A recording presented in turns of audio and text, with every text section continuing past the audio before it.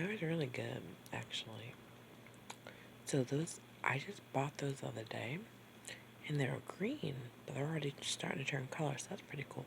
I was surprised because I haven't bought plums that much in my life, and usually they're darker. But they came green, and I was like, whatever. I've never seen green plums before, but I knew that they would end up turning, which they're starting to change, but it was good. It was a good plum, I will say that. Really good. But I wanted to eat them because it was kind of soft. So I got 2 more to go. They're a pretty reasonable price, so pretty awesome. Alright, hope you enjoyed this video. Please like, comment, and subscribe to my channel. And please check out my Teespring store.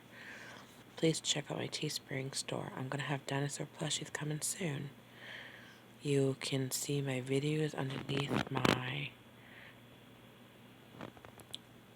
channel if you want to check out more, of course. And if you want to check out my Teespring store, you can check it out. There's a shelf underneath my videos. Thanks.